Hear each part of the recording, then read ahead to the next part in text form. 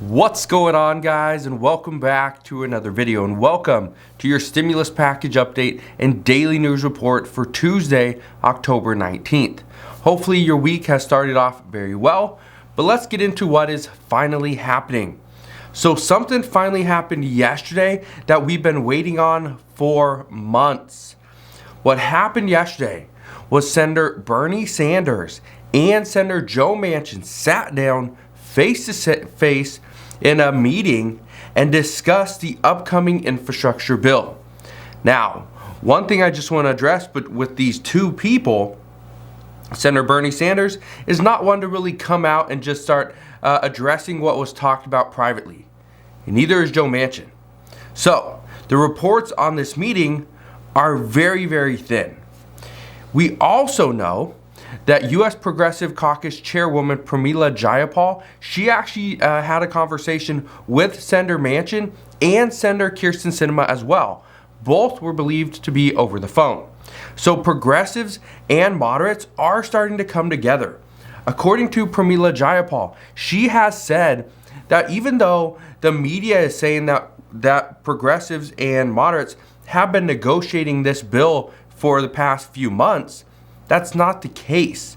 She is saying it has been, we have been seeing true negotiations over the past 2 weeks. 2 weeks.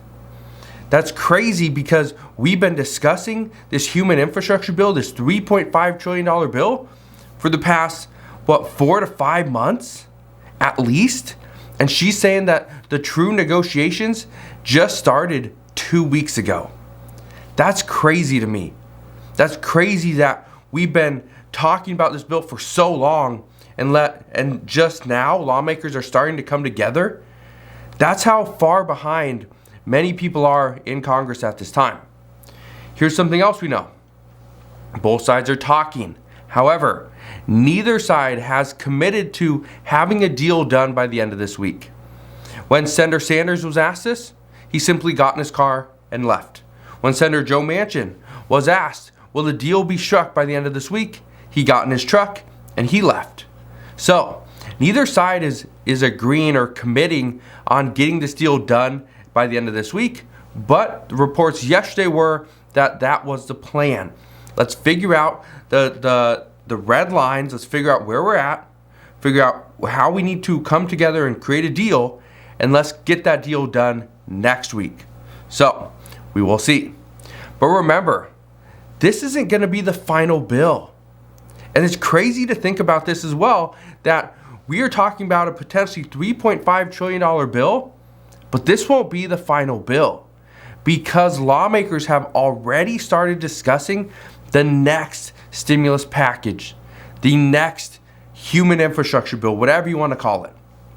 We heard last week that lawmakers were already in discussions over, and some of the top Democrats as well, were already in discussions over whatever doesn't pass here in this bill, we'll get it done in the next one. We'll get it done in 2022 when we have another budget reconciliation that we can use. So that's what we're hearing. Now they said this would be in 2022, but the expectation is it would be in early 2022. Early 2022. I don't think that's going to happen. I think if we get an infrastructure bill passed, let's say in November, I don't think it's going to happen in October, but sometime in November, sometime next month, okay, then my expectation is we would see the negotiations continue through January, February, March, maybe April, but we'd see something come out in April or May. That's my expectation as far as the next stimulus package or infrastructure bill. Now, the other day, U.S. Progressive Chairwoman Pramila Jayapal, she said her goal was to get people to say, and I quote, "They fought for me and they made my life better." She is simply talking about the voters and saying that progressives, Democrats, lawmakers, that's what she wants to see. She wants to see that the voters are coming out and saying, you know what? They didn't get everything. They tried. They fought for it. They fought for me. But they didn't get everything. But my life will be better.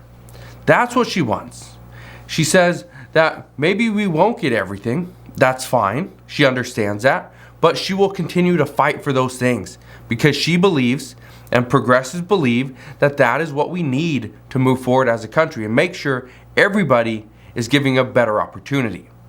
So, my guess is, and this is just my guess, progressives are going to get a good amount of what they want. They're not going to get everything, but they will cave on certain things to get this deal done. Progressives have been known to do that over the in the past history, right? But the moderates are going to stick to their pretty much what they want.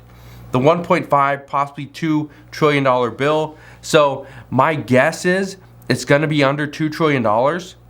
I don't know exactly where it's going to stand. This all depends on how President Biden's meetings go today with progressives and moderates, but my expectation is he will get some answers. I don't know if he's the best negotiator, but he's going to get some answers. So we'll see what happens there. And as I know more, I promise, I'll fill you in on the latest news and updates. Now, even though the price of this human infrastructure bill has been the biggest issue, has been one of the biggest bottlenecks so far, what we do know is that in the recent negotiations, the issue has been coming down to more about climate change, right? And this is what Senators Sanders and Manchin are saying when they are coming together and talking, is that yes, we're coming closer. We're starting to hammer out our differences.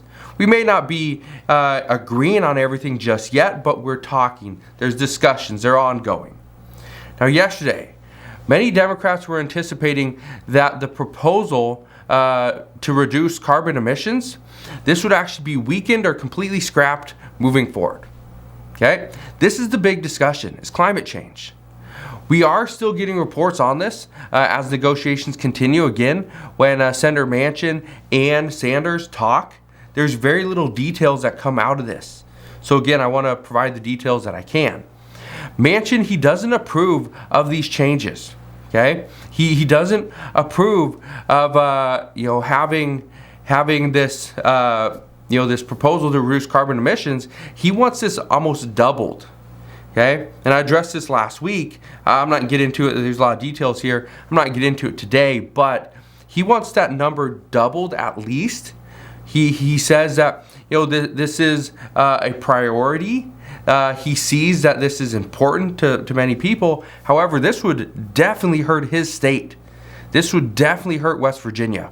So that's not something that he can completely approve of at this time. Progressives say that this is one of their main items in the climate policy. And so this is why, according to reports, Joe Manchin and Senator Bernie Sanders got together, is because Senator Joe Manchin, this is something that he really opposes at this time based off the numbers that he was given.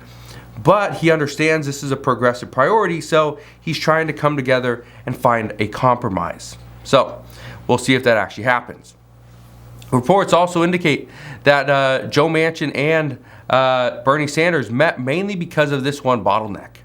Just this main one. This was the big issue. Because Bernie Sanders he's accepting the fact that, yeah, we might have to come down, but he's also acknowledging that, yeah, we have plans moving forward. In 2022, we'll just pass the rest of the package. And if it takes until the end of 2022 or 2023 to figure out, do Democrats have more power in the House and the Senate? Will Senator Joe Manchin's vote not really matter if Democrats go and instead of only having 50 votes in the Senate, maybe they have 54, 53? And so Kyrsten Sinema and Joe Manchin, their votes wouldn't be needed to get a simple majority of 51 votes. So that's interesting there. That is very interesting there. So we'll see if that actually plays out. But what we do know, Senator Manchin and Sanders are not ones that are just going to come out and tell us exactly what they discussed. Okay? Again, I keep pointing this out because a lot of people keep asking, why are we not seeing all these new updates like we saw last year? It's because the two people that are negotiating this bill, the two main pieces, Senator Sanders, Senator Bernie Sanders, and Senator Joe Manchin, and we'll throw in Kyrsten Sinema as well, three people that are not in the media, that are not out over there just pushing, be like, hey, this is what we talked about. This is what we discussed. These are where we're moving, right? So these are three people that are very hard to read. So reporters keep asking the questions. The problem is those three people do not really answer them. So that's kind of what we know. What I can tell you though is Senator Ron Wyden. He's one that will come out and say exactly what he's thinking or what's going on, or give you little leaks here and there. But here's what he had to say, and I quote, "While I strongly support the Clean Energy Payment Program, it's important to note that the overwhelming majority of emissions reductions come from the energy tax overhaul in our Clean Energy for America Act. These are permanent policy changes that will provide the certainty needed to address the climate crisis. No more crafting climate policy a year or two at a time." And then he ended with, "I'm working very closely with my colleagues on a carbon pricing issue." So he is working with everybody. He is trying to get a deal done. He understands how important this is, but he understands how important it is to not address climate change and climate policy 1 to 2 years in advance. He feels that needs to be something that we look at, deep into the future, 5, 10, 15, 20 years. That's what he is anticipating. So we'll see what happens there. I also want to bring you another thing that is causing issues for Democrats right now. One of the issues is moderate Democrats are asking for a pause on the corporate global tax rate. I addressed this last week. They are saying that they believe this is going to hurt American competitiveness, which it would. According to multiple experts, this would actually hurt the United States. We would not be as competitive because some countries, if they don't have the same corporate tax rate as we do, well, what if businesses decide to just, hey, I'm just going to move over there. I'm just going to go to, some other country because, well, I'm tired of paying this insane corporate tax rate, right, of overseas profits, right? Don't want to do it. They say that we should not make a move before the rest of the world because this would put us at a huge disadvantage. That's what moderate Democrats are saying. So I don't know if we're going to see a pause on this. This was actually, it was a letter addressed to Nancy Pelosi and the House Ways and Means Committee, Chairman Richard Neal. So my guess is this is part of the big discussions. However, this is in the bill. If this were to get pulled out, how does this affect us? Because this would bring in additional revenue. How does this impact us? Is this enough that we have to cut the bill even further? Again, it's possible, but until we actually know the details, we do not know everything just yet.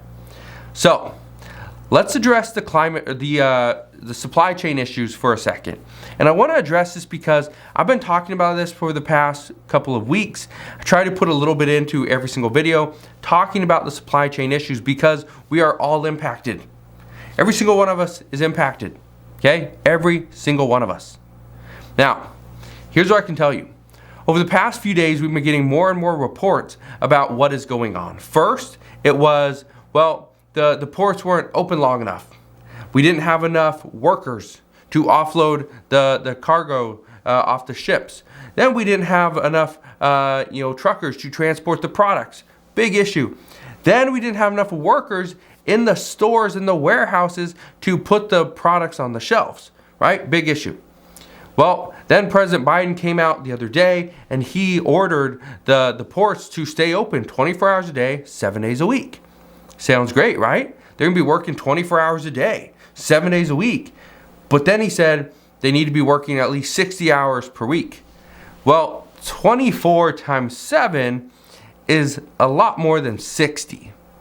So here's what we know. Right now, even though the docks in Los Angeles or Long Beach, they are within the United States, right? According to port officials, the U.S. doesn't have any say in this. The ports themselves are simply the landlord. They do not run the day-to-day operations of these ports. The terminals are actually run by the shipping companies, by the actual shipping companies. So the shipping companies, which are out of different countries, a lot of them out of China, they do not care what President Biden says or wants.